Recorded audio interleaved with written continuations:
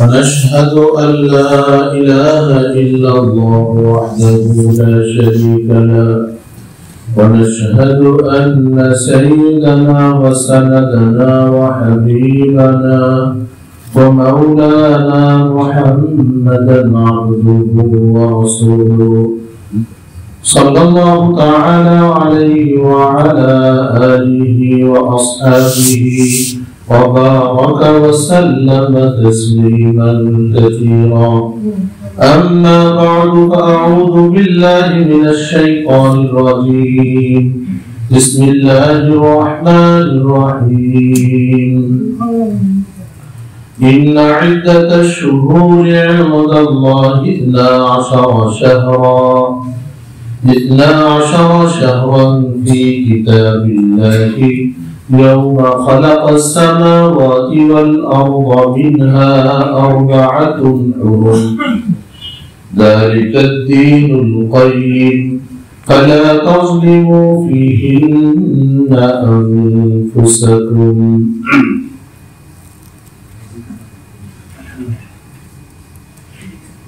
وقال رسول الله صلى الله عليه وسلم الزمان قد استدار كهيئته يوم خلق السماوات والأرض. السنة 12 شهرا منها 4 حرم 3 متواليات ذو القعدة وذو الحجة والمحرم ورجب مضر الذي بين جمادى وشعبان. رواه البخاري أو كما قال عليه الصلاة والسلام. وقال تعالى إن الله وملائكته يصلون على النبي يا أيها الذين آمنوا صلوا عليه وسلموا تسليما. اللهم صل على محمد وعلى آل محمد كما صليت على إبراهيم وعلى آل إبراهيم إنك حميد مجيد. اللهم بارك على محمد وعلى آل محمد كما باركت على إبراهيم وعلى آل إبراهيم إنك حميد مجيد. محترم مكرم সম্মানিত মুসলিমদের کرام, আমরা সর্বপ্রথম মহান রব্বুল আলামিনের দরবারে শুকরগুজার হব, শুকরিয়া আদায় করব যেহেতু আল্লাহ রব্বুল আলামিন আমাদেরকে মুমিন মুসলমান ইমানদার হিসেবে সৃষ্টি করেছেন। এজন্য আমরা সবাই কালিমাতুশ শুকর আদায় করি আলহামদুলিল্লাহ। আল্লাহ রব্বুল আলামিনের মেহেরবানি দয়া তিনি আমাদেরকে 2025 সালের প্রথম জুমাবারে তার ঘরে হাজিরি দেওয়ার মতো সৌভাগ্য দান করেছেন। এজন্য আমরা আবারও বলি আলহামদুলিল্লাহ। গত জুমা আমি বলেছি হতে পারে 2024 সালটা অনেক মানুষ দুনিয়াতে যারা 2024 সালে তাদের জন্য শেষ সাল ছিল। আবার এই 2025 সাল আমরা যারা 2025 সালে প্রথম জুমার সালাত আদায় করতে এসেছি, হতে পারে এটাই আমার আপনার জীবনের শেষ বছর হবে, শেষ সাল হবে। কি বলে হতে পারে? কি হতে পারে? এজন্য প্রত্যেকটা বিষয়কে যেন আমরা মনে করি, আল্লাহ রাসূল এক সাহাবীকে বলছেন ইদা কুনতা ফি সালাতিকা ফাসাল্লি সালাতা মুওয়াদ্দি'in। হে আমার সাহাবী, তুমি যখন নামাজে দাঁড়াবে তো মনে করবে যে এটা তোমার জীবনের শেষ নামাজ। জীবনের কি নামাজ? শেষ নামাজ। এই যে জুমার নামাজ আমরা পড়তে আসছি, হয়তো আগামী জুমাতে আর আমরা কি করতে পারবো না, আসতে কি বলে এরকম আছে না? আমাদের পাশে ছিলেন ডাক্তার মুন্নবী সাহেব, মনে থাকার কথা আমাদের। উনি জুমার দিন এখানে জুমা পড়েছেন, এশার নামাজও পড়েছেন, নিয়মিত তাফসীর কোরআনে বসতেন, আর আসতে পারেন নাই। ওই জুমার দিন রাতে শেষ, দাওয়াত খেয়ে আসছে, ডাক্তার মানুষ, কথা বুঝে আসছে? আসলে হায়াত শেষ, কারণ যারা যখন হায়াত শেষ হবে ডাক্তার কারো বাঁচাইতে পারবে না। অনেকে মনে করে যে হসপিটালের পাশে যদি বাসা হয় তো তাড়াতাড়ি হসপিটালে যাওয়া যাবে, তো ডাক্তার কি বাঁচাইতে পারবে? আল্লাহ তো ডাক্তাররাই বলতো না, ডাক্তাররাই মারা যাওয়ার কথা না। অনেক ডাক্তার, যেই রোগের ডাক্তার সে সারা বছর সারা জীবন চিকিৎসা করছে, ওই রোগে আক্রান্ত হয়ে সে মারা যাচ্ছে। এই জন্য প্রকৃত সুস্থতা দানকারী, জীবন দানকারী, মৃত্যু দানকারী কে? আল্লাহ। এজন্য হাজিরিন, বছরের শুরুতে আমরা এই বিষয়টাকে খেয়াল রাখি যে এটা হয়তো বা আমার জীবনের শেষ বছর হবে। এজন্য আল্লাহর কাছে একটু কান্নাকাটি করি, আল্লাহর কাছে তওবা করি, আল্লাহর কাছে সাহায্য চাই যে আল্লাহ, আমি যেন সামনের বছর সহ বাকি যতদিন আমার হায়াত আছে এই দিনগুলো যেন একটু ভালোভাবে কাটাইতে পারি, আপনার অবাধ্য জীবন ছেড়ে আপনার আনুগত্যের জীবন কাটাইতে পারি। চেষ্টা করবো তো ইনশাআল্লাহ। আল্লাহ তৌফিক দান করেন। আজকে এই জুমা যেমন 2025 সালের প্রথম জুমা, রজব মাসেরও প্রথম। আমাদের পূর্বসূরীরা ওনারা রমাদানুল মুবারকের 6 মাস আগে থেকে প্রস্তুতি শুরু করতেন রমজানের জন্য, আল্লাহর কাছে দোয়া করতে থাকতেন, হে আল্লাহ রমাদানটা যেন আমরা পেয়ে যাই, রমাদানটা যেন পেয়ে যাই। এই জন্য আল্লাহর কাছে দোয়া শুরু করতেন। আবার রমাদান শেষ হওয়ার পরে বাকি 6 মাস দোয়া করতেন, হে আল্লাহ যে রমাদানুল মুবারক নিয়ে ইবাদত করছি এটা আপনি কবুল করে দিন। পুরো বছর রমজান কেন্দ্রিক আল্লাহর কাছে দোয়া, 6 মাস রমাদান পাওয়ার জন্য দোয়া, আর রমাদান মাস সহ বাকি আরো 5 মাস, মোট 6 মাস রমাদানে যে ইবাদত বন্দেগী করতেন এটা কবুলিয়তের জন্য, আল্লাহর কাছে গ্রহণযোগ্যতা পাওয়ার জন্য দোয়া। সুবহানাল্লাহ। তার মানে ওনারা কতটা আগ্রহ নিয়ে রমাদান মুবারকের জন্য অপেক্ষা করতেন। আল্লাহ রাসূল সাল্লাল্লাহু আলাইহি সাল্লাম থেকে একটি হাদিস, যদি হাদিসটির বর্ণনা সূত্র দুর্বল, সহিহ যেটা পাওয়া যায় সেটা হলো আল্লাহুম্মা বারিক লানা ফি রজব ওয়া শাবান ওয়া বাল্লিগনা রমাদান। হে আল্লাহ আমাদেরকে বরকত দান করুন রজব ও শাবান মাসে এবং আমাদেরকে পৌঁছে দিন রমাদান পর্যন্ত। তার মানে আল্লাহ রাসূল রমাদানুল মুবারকের কি থাকতেন? অপেক্ষায় থাকতেন। মুহতারাম হাজিরিন, রজব মাস শুরু হয়ে গেছে, আজকে কয় তারিখ? রজব মাসের 2 তারিখ। তার মানে রমাদানের আর 2 মাসও বাকি নেই। এখন থেকে মুমিনের অন্তরে রমাদানের জন্য প্ল্যান, রমাদানের জন্য প্রস্তুতি, রমাদানের জন্য আয়োজন, রমাদানটাকে সে কিভাবে ইবাদতের ভিতরে কাটাবে, এখন থেকে যদি সে চেষ্টা করে তাহলে রমাদান মুবারকটা সুন্দরভাবে কাটাইতে পারবে। আমরা জানি আল্লাহর কাছে সম্মানিত মাস হলো 4টা। কোরআন কারীমে সূরাতুত তাওবার 36 নং আয়াতে আল্লাহ বলেছেন মাসের গণনা আল্লাহর কাছে 12টি। ওটা ওই দিন থেকে যেদিন থেকে আল্লাহ আসমান এবং জমিন সৃষ্টি করেছেন। তবে এর মধ্যে 4টি মাস হলো সম্মানিত। এই 4টি মাসের মধ্যে একটা মাস হলো রজব মাস। মাস হলো কি মাস? রজব মাস। আর 3 মাস হলো লাগাতার। হাদিসে আল্লাহ রাসূল বলেছেন যুলকাদা, যুলহিজ্জা আর মুহররম। হজের মাস হলো যুলহজ মাস। মূল যে হজের যে কার্যক্রমগুলো হয় হজের মাসে, এটা তো 3 মাসই হজের মাস, কিন্তু মূল যে হজের কার্যক্রমগুলো এটা কোন মাসে হয়? জিলহজ মাসে। এই জিলহজের আগে 1 মাস সম্মানিত মাস জিলকাদা, আবার পরে 1 মাস মুহররম।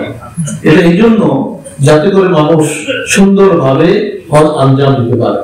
আগের জামানায় বিভিন্ন গোত্রে গোত্রে ঝগড়া ছিল, বিবাদ ছিল, যুদ্ধ বিগ্রহ ছিল, কিন্তু এই মাসগুলোতে তারা সবকিছু বন্ধ করে দিত, যাতে করে একজন হাজী আল্লাহর ঘরের মেহমান সে গিয়ে আল্লাহর ঘরে সুন্দরভাবে পৌঁছাতে পারে। এবং হজ করার আগেও সময় দরকার আছে, আবার হজের পরেরও সময় কি আছে? দরকার আছে। এজন্য মুহররম মাসকেও আল্লাহ সম্মানিত মাস আখ্যায়িত করেছেন। সুবহানাল্লাহ।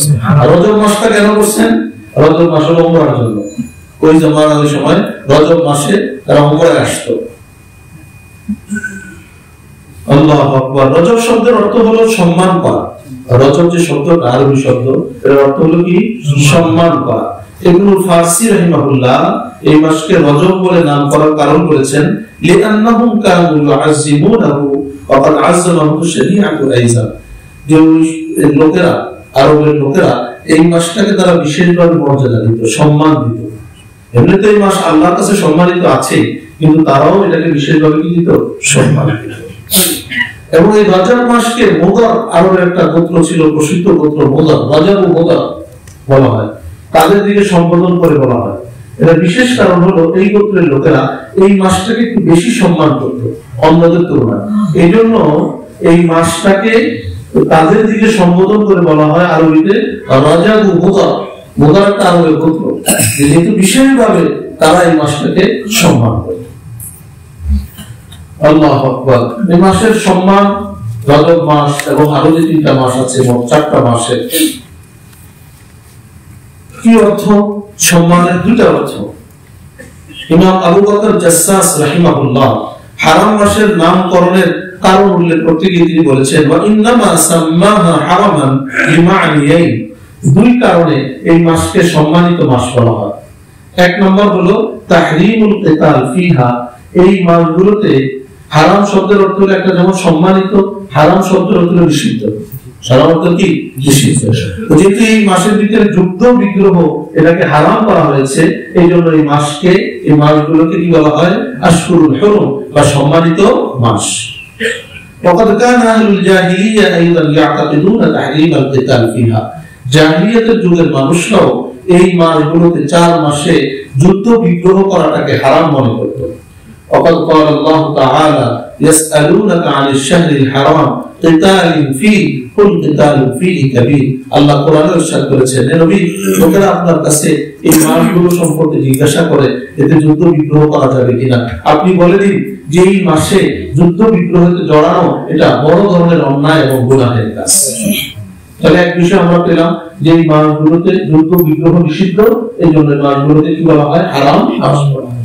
দ্বিতীয় হলো تعظيم وانتهاك المحارم فيها بأشد من تعظيمه في غيرها وتعظيم الطاعات فيها أيضا, অন্য মাসের তুলনায় এই মাসের গুনাহের পরিণতি এটা বেশি ভয়াবহ এবং ইবাদতের প্রতিদানও অনেক বেশি।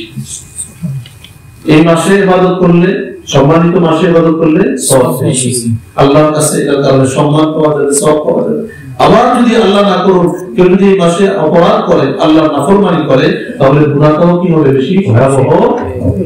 এজন্য আমরা চেষ্টা করব রজব আরো যে সবসময় তো গুনাহমুক্ত থাকবো, কিন্তু এই সম্মানিত মাসে গুনাহের, আল্লাহর নাফরমানির ধারে কাছেও আমরা যাব।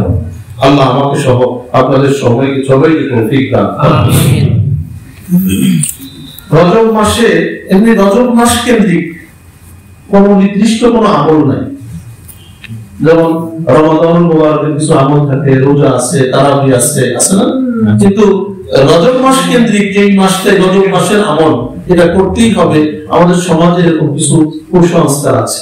রজব মাস আসলে দেখবেন বিভিন্ন লাল স্বামীর কাছে এক লাগায়, বিভিন্ন দরবারে দেখেন না আপনারা? জি লাগায়।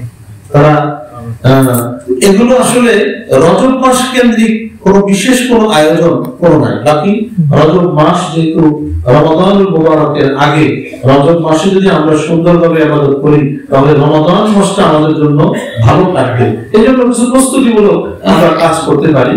যে রমাদান মুবারক হলো, রজব মাস হলো ইবাদতের বীজ বপনের মাস। ইবাদতের বীজ বপনের, দেখেন আমাদের পূর্বসূরীরা আমরা কিভাবে মূল্যায়ন করেছেন। ইমাম ইবনে রাজব হাম্বলি রাহিমাহুল্লাহ, একজন প্রখ্যাত হুজুর আলেম দ্বীন, তিনি কি বলেছেন? শাহরু রজব মিফতাহুল আশহুরিল খায়র, রজব মাস হলো বরকত ও কল্যাণ মাস সমূহের চাবিকাঠি। রজব মাস হলো বরকত ও কল্যাণ মাস, কল্যাণময় মাস সমূহের চাবিকাঠি। সুবহানাল্লাহ। আবু বকর ওয়াররাক আল বালখি রাহিমাহুল্লাহ উনি বলেছেন, শাহরু রজব শাহরুল লিজ্জারঈ, রজব মাস হলো বীজ বপনের মাস। ওয়া শাবান শাহরুস সাকদি, আর শাবান মাস হলো পানি সেচন মানে পরিচর্যার মাস। মানুষ যখন ফসল বীজ রোপণ করে, বীজ রোপণ করার পরে যখন এটা থেকে অঙ্কুর বের হয়, এটা পরিচর্যা করতে হয়, ঘাস টাস ইত্যাদি এগুলো পরিষ্কার করে দেয়। পরিচর্যার মাস হলো শাবান মাস। আর রমাদানুল মুবারক হলো ওয়াশাহরু রমাদান শাহরু হাসাদিজ জার'i, রমাদান মাস হলো ফসল কাটার মাস। তাহলে ইবাদতের বীজ বপনের মাস হলো রজব। সামনে যে মাস আসছে এখানে হলো এটা পরিচর্যার মাস। আর রমাদান হলো আপনি ফসল ঘরে দিবেন, আমল করে সওয়াব আপনার আমল নামায় জমা করবে। সুবহানাল্লাহ। মুহতারাম হাজিরিন, তাহলে যেই চাষি, আপনাদের এখানে অনেকে আছে আলু বিপ্লব করে, তাই না? আলুর একটা সিজন আছে না? এখন সিজন নাকি কত আলু আলু সিজন থাকতে শুরু হয়েছে। তো যারা এখন আলুর সিজন ধরবে তারা কি এখন চাষ করে না আগে থেকে করে? সময় আছে না দিন আগে থেকে। তারপরে এগুলো পানি দেয়, পরিচর্যা করে, মাটিগুলো আবার ঢেলে দেয়, তাই না? ইয়ে দিয়ে কি বলে এটাকে, কোদাল দিয়ে তো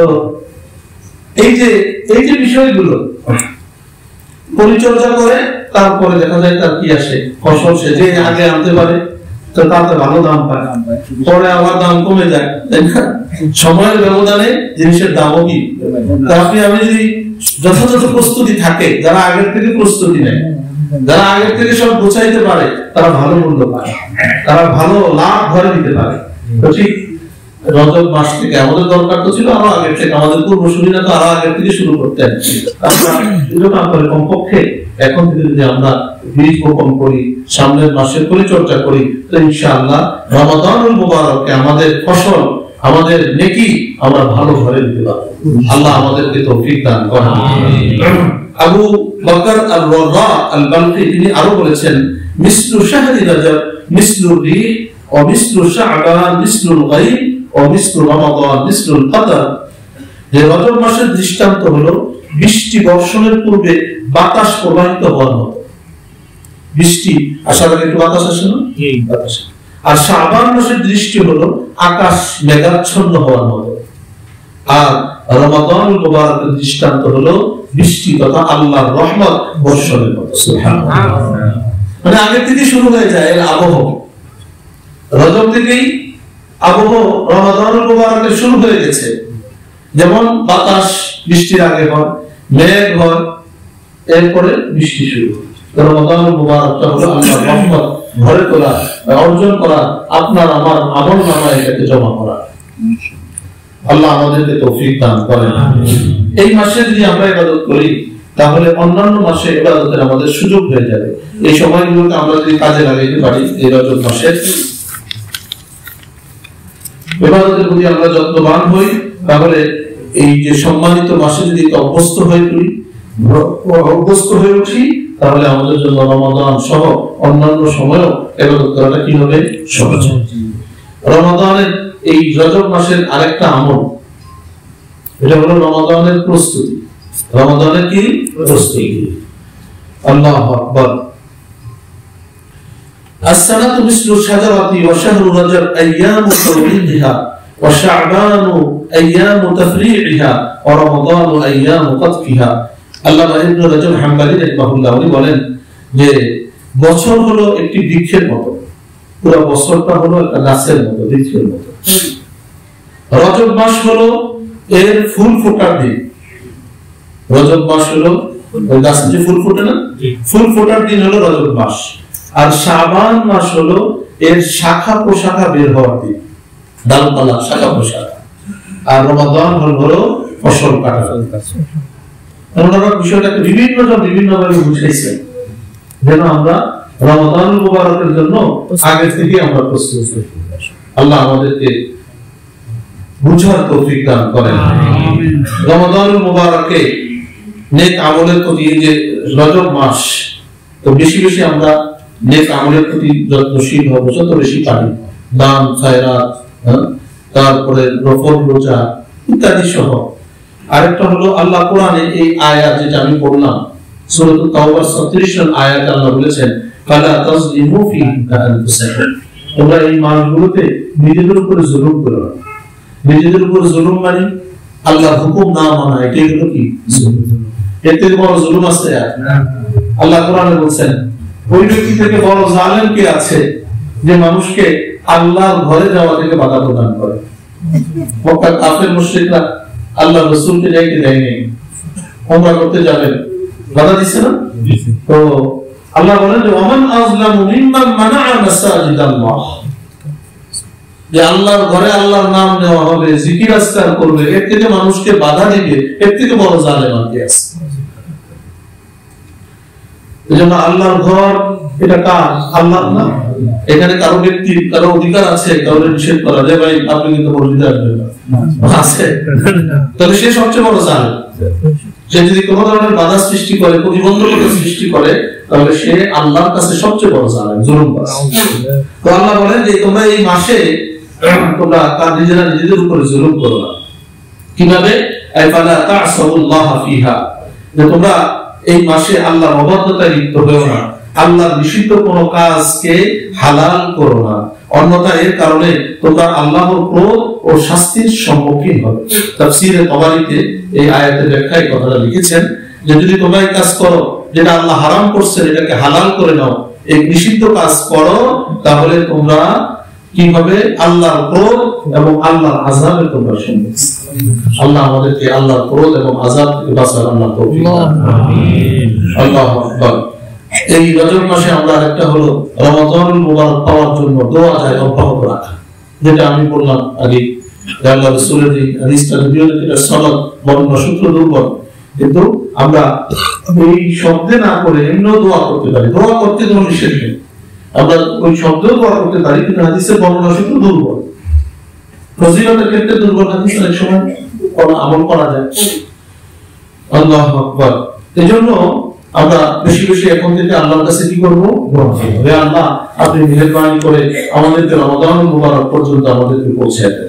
আমিন। আরেকটা হলো রোজা একটু এখন থেকে অভ্যাস করব। সম্মানিত মাস, এখন থেকে যদি আমরা যাদের অনেকের আছে রোজা রাখতে কষ্ট হয়, হঠাৎ করে রোজা হলে দেখা গেল এখন থেকে যদি আপনি কিছু কিছু রোজা রাখেন, সোমবার, বৃহস্পতিবার, 12, 13, চাঁদের যে 14, 13, 12, 14, 15 এই যে 3 দিন 13, 14, 15 এগুলো যদি আমরা একটু আমল করি, তাহলে দেখা যাবে আস্তে আস্তে আমাদের জন্য এই রমাদানুল মুবারক এসে পুরো মাসের রোজা রাখাটা আমাদের জন্য অনেক বেশি সহজ হয়ে যাবে। আল্লাহ আমাদেরকে তৌফিক দান করেন। এই মাসে আমরা উমরা করতে পারি, কথা বুঝে আসছে?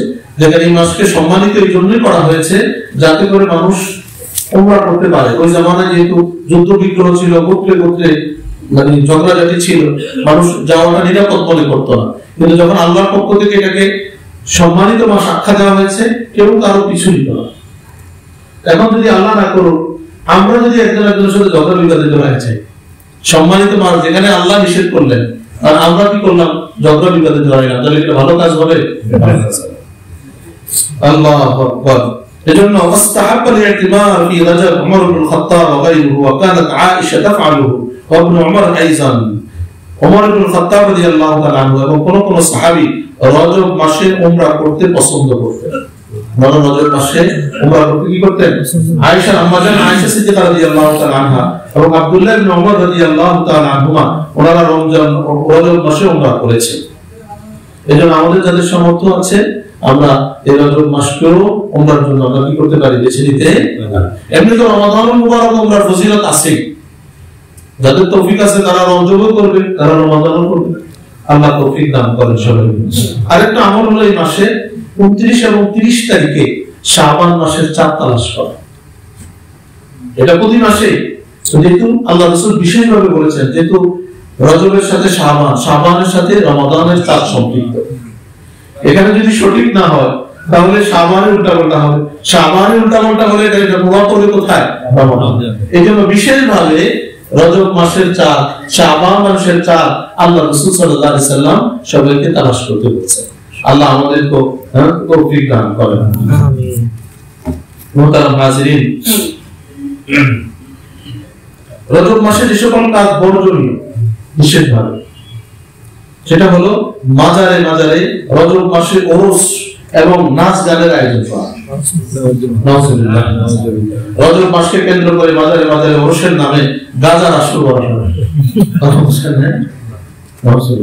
মাজারগুলোকে আলোকসজ্জিত করা হয়, লাল শালু পরে ফকিরেরা উপস্থিত হয়, সেখানে মাদক সেবন সহ নানা অবৈধ কাজ, ঢোল তবলা, নাচ গান ইত্যাদির ব্যবস্থা করা হয়।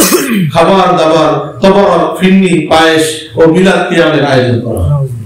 নাউযুবিল্লাহ মিন যালিক। আল্লাহ রাব্বুল আলামিন এই সকল গর্হিত কাজ থেকে, এগুলোর সহযোগিতা করা থেকে আল্লাহ আমাদেরকে সবাইকে বাঁচার তৌফিক দান করুন।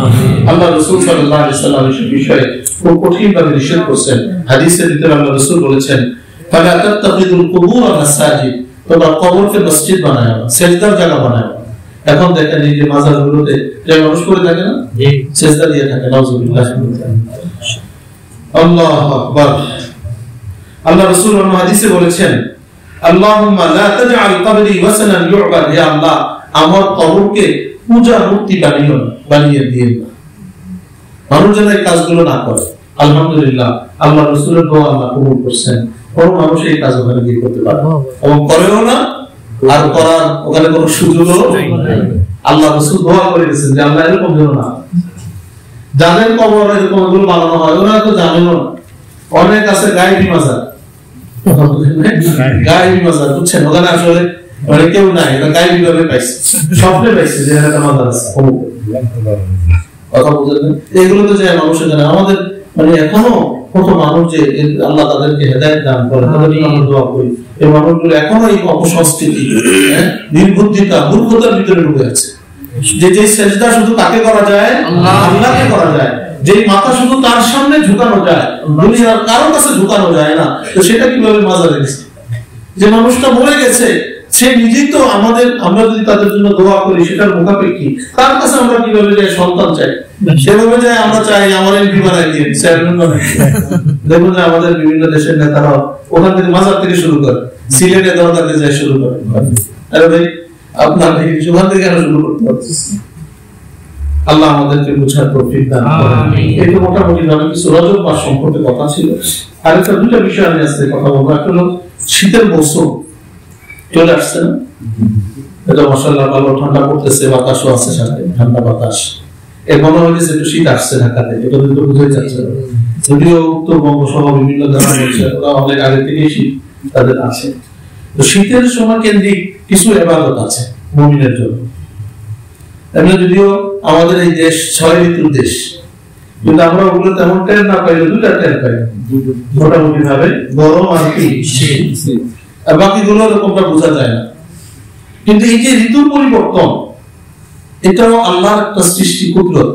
কি বলেন, আল্লাহ কে করে ঋতু পরিবর্তন করেন? কে? যে গরম ছিল এসি লাগে মসজিদের ভিতরে আমরা, হ্যাঁ, তারপরে ফ্যান, এসি তো হয় না, ফ্যান লাগে। এখন দেখেন এখন সব দরজা জানালা বন্ধ, কিছুদিন ছিল তো জানলা খোলা থাকতো, এখন জানালাও বন্ধ। তার মানে এই যে ঋতুর পরিবর্তনটা কে করলেন? আল্লাহ। একজন মুমিন এই সব পরিবর্তনের মধ্যে সে তার মহান স্রষ্টাকে খুঁজে বের করবে। আর এটা তো এমনি হইতে পারে না, একজন অবশ্যই আছেন যিনি এটা করেছেন। আল্লাহ রাব্বুল আলামিন কোরআনুল কারীমে সূরাতুল কুরাইশ, যেখানে এই কুরাইশরা আপনার ইয়ামান এবং শামে তারা ব্যবসায়িক কাজে যাইত, গ্রীষ্মকালে যেত একটা কাফেলা, আবার শীতের সময় যেত। আল্লাহ রাব্বুল আলামিন তাদের নামে একটা সূরা নাযিল করেছেন, লিইলাফি কুরাইশ ইলাফিহিম রিহলাতাশ শিতাই ওয়াস সাইফ। যেহেতু কুরাইশের লোকেরা অভ্যস্ত, ইলাফ মানে অভ্যস্ত, কিসে অভ্যস্ত? তারা শীত ও গ্রীষ্মকালে ইয়ামান ও শামে ব্যবসায়িক সফর করতে অভ্যস্ত। তাহলে কোরআনের ভিতরে আল্লাহ রাব্বুল আলামিন এই শীতের কথা বলেছেন, গ্রীষ্মের কথা বলেছেন। শীতা, আরবিতে শীতা বলা হয় শীতকে, কাছাকাছি আমাদের। আর সয়ফ, সয়ফ হলো গ্রীষ্মকাল, গরম। এই দুই ঋতুর কথা আল্লাহ কোরআনে বলেছেন। আল্লাহ কোরআনুল কারীমে যে ঋতুর পরিবর্তন, রাত দিনের পরিবর্তন, আল্লাহ নিজে বলেছেন ইউলিজুল লাইলা ফিন নাহার ওয়া ইউলিজুল নাহারা ফিল লাইল। আরে আল্লাহ তো ওই সত্তা যিনি রাতকে দিনের মধ্যে প্রবিষ্ট করান এবং দিনকে প্রবিষ্ট করান রাতের মধ্যে। এই যে দিন যেতে যেতে রাত এখন আস্তে আস্তে দিন বড় হচ্ছে না। যে সময়টা আমরা মাগরিবের নামাজ পড়তাম ওই সময় দেখা যায় যে আমরা এখন মাগরিব পড়ি না, তাই না? তাহলে এই যে এখন দিনটা রাতের ভিতরে ঢুকে গেল, এটা কে করছেন? আল্লাহ। এবং প্রত্যেকটি এক নির্দিষ্ট মেয়াদ পর্যন্ত পরিভ্রমণ করে তিনি আল্লাহ তোমাদের প্রতিপালক। সকল রাজত্ব তারই তাকে ছাড়া যেসব অলিক প্রভুকে তোমরা ডাকো, তোমাদের বানানো মিথ্যা প্রভুকে ডাকো, তো তারা খেজুর বিচির আবরণের সমানও কোনো অধিকার রাখে না, কোনো উপকার করতে পারে। খেজুর বিচির উপর একটা হালকা আবরণ থাকে, আল্লাহ বললেন মানে একেবারে স্বল্প, যে তাদের ক্ষমতা এতটুকু পরিমাণ ক্ষমতা তাদের নাই। তো তোমরা কিসের পিছনে গিয়ে তাদেরকে চিন্তা করো, তাদের সামনে যে পড়ে থাকো। আল্লাহু আকবার। আল্লাহ রাব্বুল আলামিন কোরআনে কারীমে সূরা আলে ইমরানে আল্লাহ অন্যত্র বলেছেন, ইন্না ফি খালকিস সামাওয়াতি ওয়াল আরদ ওয়া ইখতিলাফিল লাইলি ওয়ান নাহার লাআয়াতিন লিউলিল আলবাব। নিশ্চয়ই এই আসমান জমিনের সৃষ্টি, রাত দিনের আবর্তন, যে রাত চলে যাচ্ছে দিন আসছে, দিন চলে যাচ্ছে রাত আসছে, এর মাঝে নিদর্শন রয়েছে জ্ঞানী মানুষের জন্য। জ্ঞানী মানুষ কারা? বুদ্ধিজীবী কারা? আল্লাহ নিজে বলছেন, আল্লাহর ভাষায় বুদ্ধিজীবী দেখেন, আল্লাযীনা ইয়াযকুরুনাল্লাহা কিয়ামান ওয়া কুউদা, যারা দাঁড়ানো অবস্থায় আল্লাহকে স্মরণ করে, বসা অবস্থায় আল্লাহকে স্মরণ করে, শোয়া অবস্থায় আল্লাহকে স্মরণ করে, ওয়া ইয়াতাফাক্কারুনা ফি খালকিস সামাওয়াতি ওয়াল আরদ, এবং তারা এই আসমান জমিনের সৃষ্টি, এই যে ঋতুর পরিবর্তন, এগুলো নিয়ে তারা একটু চিন্তা ভাবনা করে। চিন্তা ভাবনা করে তারা কি বলে শেষ পর্যায়ে, রব্বানা মা খালাকতা হাযা বাতিলা সুবহানাকা ফাকিনা আযাবান নার। হে আল্লাহ, আপনি এগুলো অনর্থক সৃষ্টি করেন না। এই যে ঋতু পরিবর্তন করছেন, শীতের সাথে কত কিছু সম্পর্ক, গরমের সাথে, গরমের সময় অনেক ফল পাকে গরমে রোদের তাপে, সূর্যের তাপে পাকে না, আবার শীতের সময় শীতের কারণে অনেক ফসল সবজিতে উৎপাদিত হয় অনেক কিছু। তো গরমের যেরকম এই পৃথিবীর স্থিতিশীলতার জন্য প্রয়োজন আছে, এমনি ভাবে শীতেরও কি আছে, প্রয়োজন আছে। আল্লাহ বলেন, হে বান্দা, যখন জ্ঞানী মানুষ বুদ্ধিমান, সে চিন্তা ভাবনা করে সেই কথা বলে, রব্বানা মা খালাকতা হাযা বাতিলা, হে আল্লাহ, আপনি যা কিছু সৃষ্টি করেছেন, যা কিছু পরিবর্তন করেছেন, এমনি করেন নাই, এর ভিতরে কোনো রহস্য আছে। সুবহানাক, আমরা আপনার পবিত্রতা বর্ণনা করি। ফাকিনা আযাবান নার, আমাদেরকে জাহান্নামের আগুন থেকে রক্ষা করুন।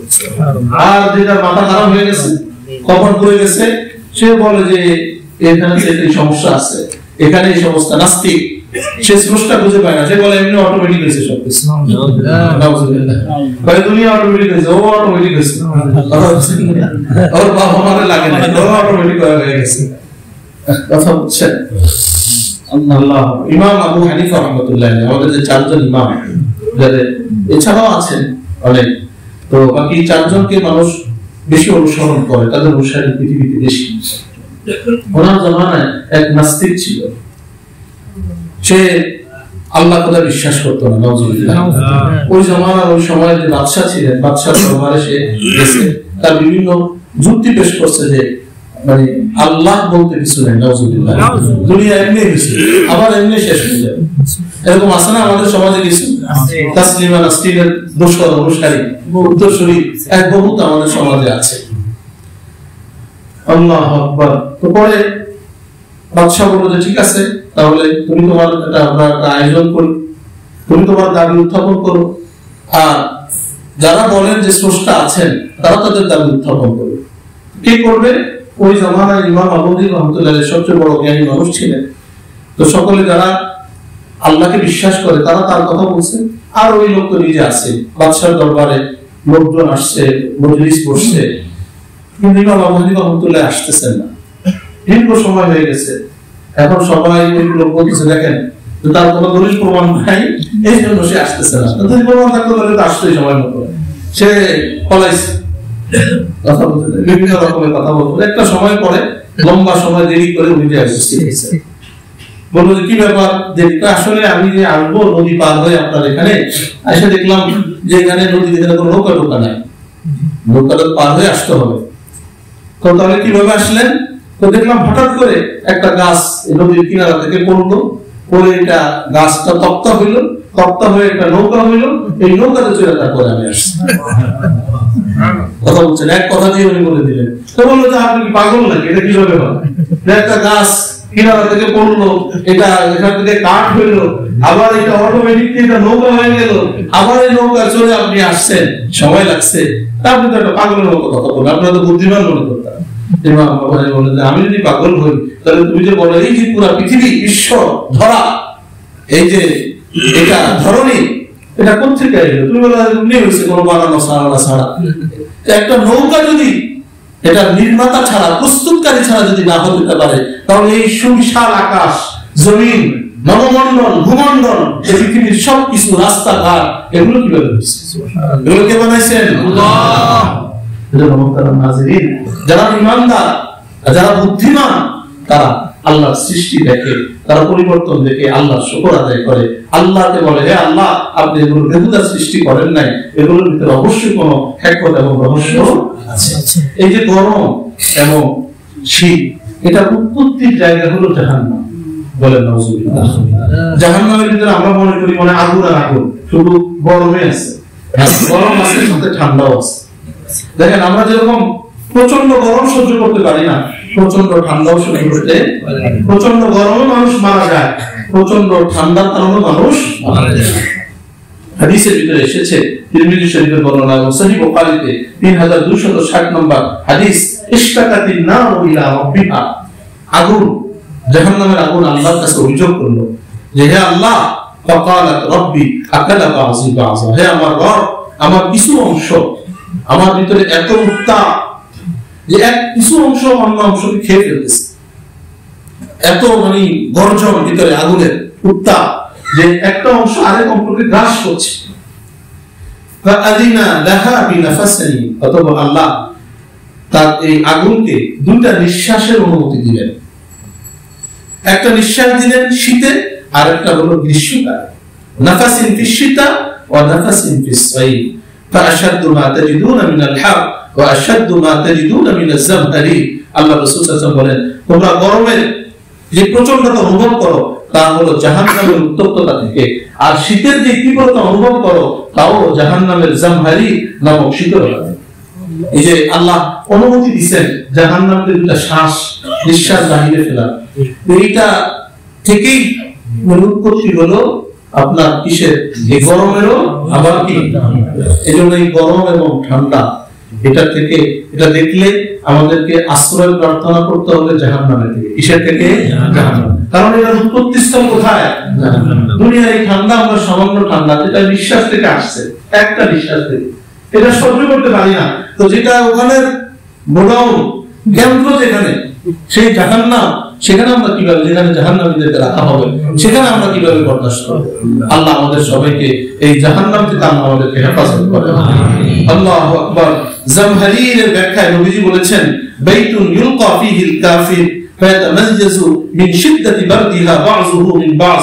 জামহারীর জাহান্নামের এমন একটি ঘর যাতে অবিশ্বাসী কাফের তাদেরকে রাখা হবে, অকৃতজ্ঞদের নিক্ষেপ করা হবে এবং এর ভিতরে তীব্র ঠান্ডার কারণে তারা গলে বিগর্ণ হয়ে যাবে। নাউজুবিল্লাহ।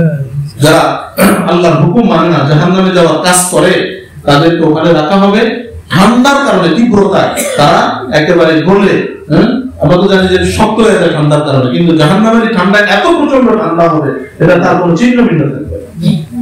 আল্লাহ এর থেকে আমাদের সবাইকে হেফাজত করেন। আমিন। মোহতারাম নাজরীন, এই যে শীতকাল, এটা একটা ইবাদতের মৌসুম। কিসের মৌসুম? ইবাদতের মৌসুম। হযরত আবু সাঈদ খুদরী রাদিয়াল্লাহু তাআলা আনহু থেকে বর্ণিত হাদিস, রাসূল আকরাম সাল্লাল্লাহু আলাইহি ওয়াসাল্লাম ইরশাদ করেছেন, আশ-শিতাউ রাবিউল মুমিন, শীতকাল হলো মুমিনের বসন্তকাল। সুবহানাল্লাহ। বসন্তকাল মানে ইবাদতের বসন্তকাল। এই সময় ইবাদত করাটা সহজ। অন্য হাদিসে আল্লাহ রাসূল বলেছেন, আশ-শিতাউ রাবিউল মুমিন তালা লাইলুহু ফাকামাহু ওয়া কাসারা নাহারুহু ফাসামাহু। শীতকাল হলো মুমিনের বসন্তকাল, রাত লম্বা হয়, মুমিন রাত জেগে তাহাজ্জুদ করে। সুবহানাল্লাহ। ঘুম ভেঙে যায়, ঠিকমতো ঘুমাইলে আপনার 4টা 5টাও যদি আপনি উঠতে পারেন, 4:30 পৌনে 5টা, তাও আপনি তাহাজ্জুদ করতে পারেন। চিন্তা করেন, ঘুম পুরো হয়ে যায় না? এজন্য বলে রাত লম্বা হয়, মুমিন দাঁড়ায় কিয়ামুল লাইল করে, তাহাজ্জুদ আদায় করে। ওয়া কাসারা নাহারুহু, আর দিন ছোট হয়, ফাসামাহু, সে রোজা রাখে, রোজা রাখা তার জন্য সহজ। সুবহানাল্লাহ। তাহলে আমাদের বসন্তকাল হলো কি হলো? রাতে আমাদের শুরু, দিনেও রোজা রাখা, দিনেও রোজা রাখা, ইবাদত করা। আল্লাহু আকবার। আমাদের পূর্বসূরীরা, যারা আল্লাহর প্রিয় মানুষ ছিলেন, তারা শীতে কিভাবে ইবাদত করতেন, তাদের কিছু ঝলক আমি আপনাদের সামনে পেশ করি। আমিরুল মুমিনিন হযরত ওমর ইবনে খাত্তাব রাদিয়াল্লাহু তাআলা আনহু, তিনি শীতকালকে ইবাদতকারীর জন্য গনিমত তথা সুবর্ণ সুযোগ মনে করতেন। তিনি বলতেন, আশ-শিতাউ গনিমাতুল আবিদ, শীতকাল হলো ইবাদত গুজার আবিদদের, ইবাদতকারীর জন্য গনিমত, মানে তার জন্য একটা চমৎকার মৌসুম। মানে একটা সুযোগ, সুবর্ণ সুযোগ হলো ইবাদতের জন্য, যে নাকি ইবাদত গুজার কাজ। আর যারা চিন্তা করে আমি ল্যাম্প মুড়ি দিয়ে ঘুমাবো, কম্বল মুড়ি দিয়ে, তাদের জন্য খুব আরামের জায়গা। কিন্তু যারা ইবাদত করতে চায় তাদের জন্য বড় সুবর্ণ সুযোগ। সাইয়্যিদুনা আব্দুল্লাহ ইবনে মাসউদ রাদিয়াল্লাহু তাআলা আনহু শীতের আগমনের সময় শীতকালকে তিনি অভিবাদন জানিয়ে এভাবে বলতেন, মারহাবান বিশিতা তানজিলু ফীহি আল-বারাকা ওয়া ইয়াতুলু ফীহি আল-লাইল লিল-কিয়াম ওয়া ইয়াকসুরু ফীহি আন-নাহারু লিস-সিয়াম। স্বাগতম হে শীতকাল, এ সময় আল্লাহর পক্ষ থেকে রহমত নাযিল হয়, রাত হয় লম্বা তাই তাহাজ্জুদ পড়া সহজ, দিন হয় ছোট তাই রোজা রাখা হয় সহজ। সুবহানাল্লাহ। আল্লাহ শীতকাল আসলে অভিবাদন জানাইতেন যে ইবাদত করতে পারে, যার যে ধান্দা, যার যে ফিকির। শীতের সময় মনে করেন যে শীতের কাপড়ের ব্যবসা করে, সোয়েটার বলেন, তার এই চিন্তা থাকে সেই ব্যবসা। আর যে মুমিন ইবাদত করে তার এই ফিকির। মৃত্যুর সময় শীতকালীন ইবাদতের জন্য আফসোস। সাহাবী মুআজ রাদিয়াল্লাহু তাআলা আনহু সম্পর্কে বর্ণিত আছে, তিনি মৃত্যুর সময় কান্না করছিলেন। কারণ জিজ্ঞাসা করা হলে তিনি বললেন, ইন্নামা আলকি আলা যামানিল হাওয়াজির ওয়া কিয়ামি লাইলি শীতা। আমি কাঁদি উত্তপ্ত দুপুরের রোজাজনিত তৃষ্ণা এবং শীতের রাতের ইবাদতের জন্য। যে উত্তপ্ত রোদের ভিতরে রোজা রাখলে পিপাসা লাগে, এই যে পিপাসা, এটা যে সওয়াব আল্লাহর কাছে, এটা আমি যেটুকু পারছি আরো বেশি করা দরকার ছিল। আর কিসের জন্য কাঁদি? যে তাহাজ্জুদ, রাতের বেলা শীতের রাতের ইবাদতের জন্য, যেটা যা করলাম কত ছুটে গেল, আরো কেন করতে পারলাম, এজন্য তিনি কান্না করতেছেন। শীতকালে ইবাদতের স্বাদ অনুভব। প্রখ্যাত তাবেঈ মিজাদ ইবনে ইয়াজিদ রাহিমাহুল্লাহ বলেন, লাউলা যামাউল হাওয়াজির ওয়া তুলু লাইলি শিতা ওয়া লাদালাতু তাহাজ্জুদ বিকিতাবিল্লাহি আযজা ওয়া জাল মা বারাইতু আন আকুনা ইয়াসুবা। যদি উত্তপ্ত দুপুরে রোজাজনিত তৃষ্ণা, শীতের দীর্ঘ রাত এবং তাহাজ্জুদে কোরআন তেলাওয়াতের স্বাদ না থাকতো, তাহলে আমি মৌমাছি হয়ে যেতে পরোয়া করতাম না। মানে আমি মানুষ হিসেবে বেঁচে থাকতে চাই এগুলোর স্বাদ নেওয়ার জন্য। অন্যথায় আমি মানুষ না থাকলে অন্য কোনো প্রাণী হয়ে গেল, আমার এতে কিছু আসতে যাইতো, কিন্তু আমি তো এবার স্বাদ নিতে পারতাম না যদি আমি মানুষ না হই। এই জন্য আমি মানুষ হিসেবে বাঁচতে চেয়েছি। আল্লাহু আকবার। শীতকালের সহজ কিছু আমল। এক নম্বর হলো নফল রোজা, যেটা আল্লাহ রাসূল সাল্লাল্লাহু আলাইহি ওয়াসাল্লাম হাদিসে বলেছেন, আল গনিমাতুল বারিদাতু আস-সাওমু ফিশ-শিদা। আলবানী রাহিমাহুল্লাহ উনি হাদিসকে সহিহ বলেছেন, যে আমির ইবনে সাঈদ রাহিমাহুল্লাহ থেকে বর্ণিত, তিনি বলেন যে নবীজি বলেছেন যে শীতকালীন রোজা সহজেই প্রাপ্ত গনিমত সম্পদ। গনিমত বলা হয় যুদ্ধলব্ধ সম্পদ। যুদ্ধে জয় করলে যে সম্পদ আসে কি বলে? তো যুদ্ধ করতে তো কষ্ট হয়, কিন্তু আল্লাহ রাসূল সাল্লাল্লাহু আলাইহি ওয়াসাল্লাম বলেন যে শীতকালীন রোজা হলো সহজেই প্রাপ্ত গনিমতের সম্পদ। এটাকে আমাদের কাজে লাগানো দরকার আছে কি নাই? আমাদের যদি বলা হয় যে ওখানে গেলে আমরা টাকা পয়সা পাবো, গনিমতের মাল পাবো, বা কেউ হাদিয়া পাওয়া যাবে ইত্যাদি, তা আমরা অনেকে চেষ্টা করবো না? মানে এখানে গেলে কষ্ট ছাড়া পাওয়া যাবে, পরিশ্রম ছাড়া কিছু পাওয়া যাবে। তো আল্লাহ রাসূল বলতেছেন যে শীতকালের রোজা হলো মুমিনের জন্য গনিমতের মাল, এমন গনিমত যেটা সহজ সাধ্য, ইচ্ছা করলেই সে কি করতে পারে, পিপাসা লাগে না শীতকালে। আর দিনটা ছোট, কেটে যায়। তো রোজা রাখা সহজ। আল্লাহ আমাদেরকে তৌফিক দান করেন। মোহতারাম হাজিরিন, আমরা সোমবার বৃহস্পতিবারে রোজা রাখবো। এই যেমন আইয়ামে বীজের যে রোজাগুলো এই মাসে চেষ্টা করবো তো ইনশাআল্লাহ 13, 14, 15 তারিখে। কিয়ামুল লাইল, এই শীতকালে কিয়ামুল লাইল, রাতে জেগে তাহাজ্জুদ পড়া, ইবাদত বন্দেগী করা, এটা অনেক বেশি সহজ। দেখেন শীতকালে আপনি ফজরের নামাজ পড়তে পড়তে একটু ইশরাকের সময় হয়ে যায়, তাই না? যদি একটু বসে ইশরাকের নামাজ আমরা পড়ি, আল্লাহ রাসূল সাল্লাল্লাহু আলাইহি ওয়াসাল্লাম বলেছেন, কোন ব্যক্তি যদি ফজরের নামাজ জামাতের সাথে আদায় করে, এরপরে সূর্য ওঠা পর্যন্ত যদি বসে বসে আল্লাহ তাআলার জিকির করে, তারপরে 2 রাকাত নামাজ আদায় করে, তাহলে তার জন্য একটি হজ ও একটি উমরার সওয়াব আল্লাহ তাআলা দান করবেন। রাসূলুল্লাহ সাল্লাল্লাহু আলাইহি ওয়াসাল্লাম বললেন, শুধু এটা অসম্পূর্ণ হজ উমরা তা না, আপনি আমি পয়সা খরচ করে যাই, আল্লাহর কাছে কবুল নাও হতে পারে। আল্লাহ রাসূল বলেন তাম্মা তাম্মা তাম্মা, তিনবার বলেন পূর্ণ পূর্ণ পূর্ণ হজ এবং উমরা সওয়াব আল্লাহ তাআলা দান করবেন। নামাজ কয় রাকাত? 2 রাকাত।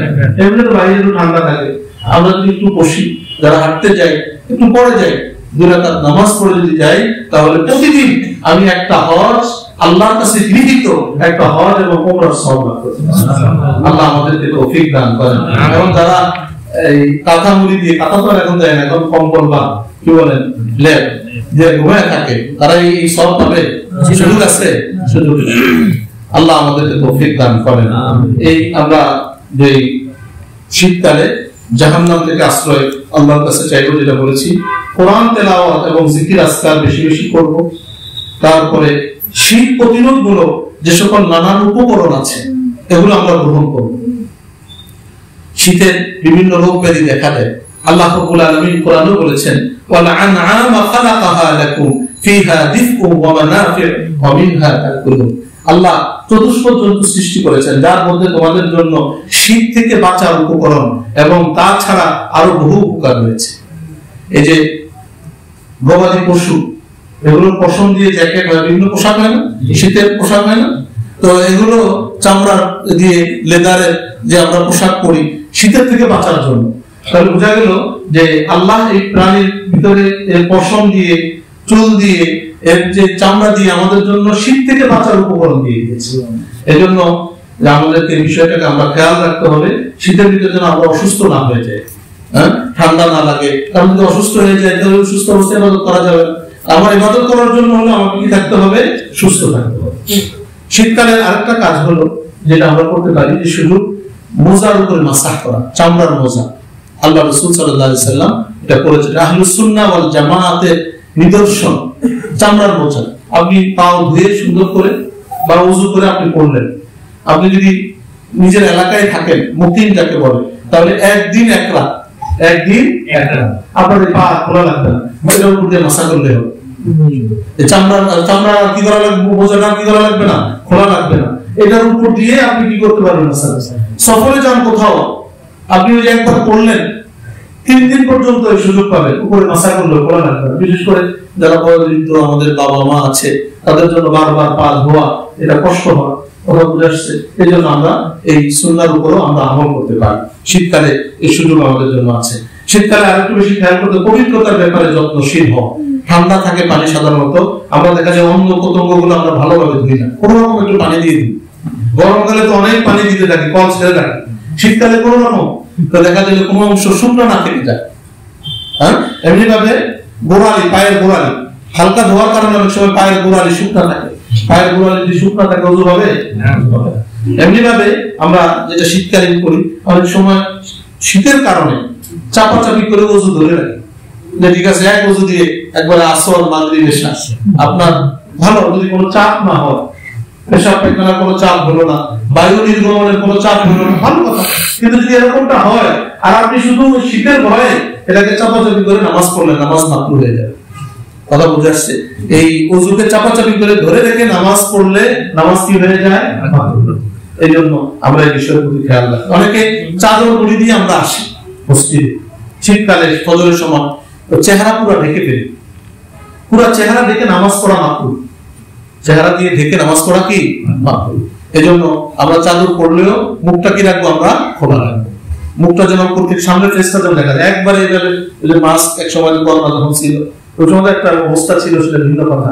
কিন্তু এখন আমরা এরকম মুখ আটকায় রাখবো। আরেকটা বিষয় হলো শীতকালে সর্বশেষ বিষয়, যে শীত আল্লাহ যে দিচ্ছেন, যারা মানুষ শীতার্ত, শীতে কষ্ট পায়,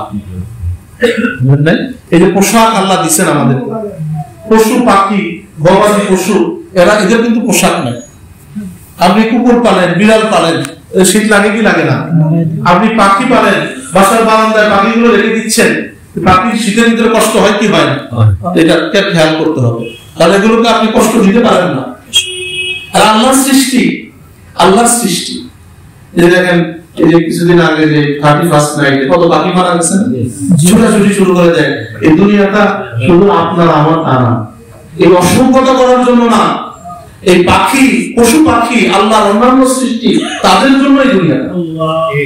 আপনি যে স্বাধীনগুলোকে মানলেন, এগুলোর ভিতরে যে দিক বিদিক ছোটাছুটি, পেরেশানি, অস্থির হয়ে এটা ভয়াবহতা, এটা আযাব, এটা যে অভিশাপ, এটা আমাদের উপরে আসবে কি আসবে না? এর সামনে আরেকটা আসতেছে কি সাকরাইন, আসতেছে না সামনে সাকরাইন, এদের মনে একটু কম, পুরান ঢাকা তো থাকে যায় না, মানে আল্লাহ এদেরকে হেদায়েত দান করুন, হ্যাঁ আমাদের সন্তানদেরকে আল্লাহ বুঝ দান করুন। এমন আমরা এই যে সাকরাইনে যে উদযাপন করে ছাদে থেকে করে মারা যায়, পত্রিকা ডিপেন্ড করে কত জায়গায় পড়ছে, এত বেহুশ হয়ে যায়, এত বেশি শুধু ঘুরে ঘুরে গেল ঠিক ছিল। গান বাদ্য এটাকে কেন্দ্র করে ডিজে পার্টি, বিভিন্ন মেয়েলি ঝামেলা, নাচ গান, মদ ও পান, এগুলো সবকিছুর আয়োজন করা, উপলক্ষ একটা দেখায় সাকরাইন। কথা বুঝে আসছে? এই জন্য এর থেকে আমরা তওবা করি, আল্লাহ আমাদেরকে তৌফিক দান করেন। আর যে মানুষগুলো শীতে কষ্ট পায় তাদের পাশে আমরা দাঁড়াই। আল্লাহ আমাদেরকে শীত থেকে বাঁচার উপকরণ দিচ্ছে, অনেক মানুষ আছে তাদের নাই, দেখেন না রাস্তার পাশে শুয়ে থাকে, কত মানুষ কত কষ্ট আছে শীতের কারণে। এদেশে সংবাদে আসে যে শীতের কারণে এত মানুষ মারা গেছে, এটা আমাদের জন্য লজ্জা। একজন মানুষ মারা যাবে শীতের কারণে, আল্লাহ আমাদেরকে হিটার ব্যবস্থা দিচ্ছেন, গরম পানির ব্যবস্থা দিচ্ছেন, আমরা কত আরামে থাকি, চিন্তা করে দেখেন। আর এই মানুষগুলো কত কষ্ট পায়।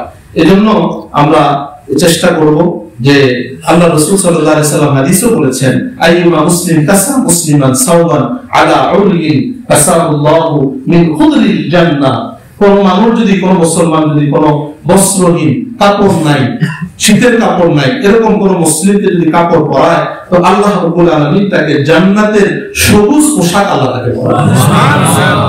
কোন মুসলিম যদি কোন অভুক্ত মুসলিমকে আহার করায়, তা আল্লাহ তাকে জান্নাতের ফল ফলাদি খাওয়াবে। আর যে মুসলিম কোন পিপাসু মুসলিমকে পানি পান করাবে, মহান আল্লাহ তাকে জান্নাতের সিলমোহরকৃত বিশুদ্ধ পানি আল্লাহ তাকে পান করাবে। আর ইনটেক পানি, বিশুদ্ধ সিলমোহরকৃত মানে যেটা আর কেউ কি করে নাই, ব্যবহার করে নাই, এত শানদার বোতলে একেবারে ইনটেক পানি, পানীয় জান্নাতি পানি আল্লাহ রাব্বুল আলামিন তাদের পান করানোর ব্যবস্থা করবেন। মোহতারাম হাজিরিন, এজন্য আমরা চেষ্টা করি, পরিকল্পনা করি যে আমি কয়জন মানুষের পাশে দাঁড়াইতে পারি। উত্তরবঙ্গ সব এলাকাগুলো আছে, ওখানে কিছু কম্বল পাঠানো, শীতের বস্ত্র পাঠানো, যারা এই সকল সেক্টরে কাজ করে আমি নিজে দেখতে না পারি, তাদের মাধ্যমে আমরা একটু সহযোগিতার হাতকে আমরা বাড়াবো। আল্লাহ রাব্বুল আলামিন, এটা পাওয়া যায় আমাদের পূর্বসূরীরা যে তারা এক একজন এক এক শীতে 1000 মানুষকে তারা শীতের বস্ত্র হাতিয়ে দিতেন। কত মানুষকে? 1000। ইমাম লাইস রাহিমাহুল্লাহ সম্পর্কে আছেন যে তিনি কানা ইউতিমুন নাসা ফি শিতাই আল হারাইস বিআসলিন নাহদি ওয়া সামলিল বাকার, তিনি শীতকালে অসহায় মানুষদেরকে মধু এবং ঘি দ্বারা খাওয়ার করতেন। সুবহানাল্লাহ। চিন্তা করে দেখেন ওনাদের আখিরাতকে কিভাবে ওনারা গোছায় নিয়ে গেছে। এজন্য আমরা এই বিষয়গুলোকে খেয়াল রাখবো, নিজেদের শরীরের প্রতি আমরা যত্নশীল থাকবো। আর শীতার্ত মানুষ, পশু পাখি প্রাণী, এগুলো যেন কষ্ট না পায়। এগুলো আপনি একটা আপনার পাশে একটা কুকুর আছে, একটা সালাদ বস্তাটা দিয়ে দেন, কমপক্ষে তার গায়ে জড়ায় দেন। কথা বুঝেন না? আল্লাহর রহমত বাহানা তালাশ করে, রাহমাতে খোদা বন্দি বাহানা জুইয়াত। আল্লাহর রহমত কি তালাশ করে? কোন বাহানা আল্লাহ পাক করে? হতে পারে এটা আল্লাহর কাছে পছন্দ হয়েছে, এই উসিলা আপনার আমার নাজাত হয়ে যায়। ঘটনা আছে না, আপনারা জানেন না? কুকুর বিড়ালকে কষ্ট দিয়ে কোথায় গেছে? জাহান্নামে। আর কুকুরকে পানি পান করে একজন বেশ্যা নারী, আল্লাহ তাকে জান্নাত দিয়ে দিয়েছে। সুবহানাল্লাহ। মুহতারাম হাজিরিন, এই সুযোগগুলোকে আমরা রূপে নেই, মানুষের প্রতি দয়াদ্র হই, মানুষের প্রতি সহানুভূতি আমাদের অন্তরে জাগুক। শুধু নিজের জন্য, নিজের পরিবার, এই কেন্দ্রিকতা থেকে আমরা বের হই, আত্মকেন্দ্রিকতা থেকে আমরা বের হয়ে মানবতার জন্য, মানবতার কল্যাণে নিজেকে নিবেদিত করা আল্লাহ তৌফিক দান করেন, মানুষের খেদমত করার তৌফিক দান করেন। আমিন। আলহামদুলিল্লাহ।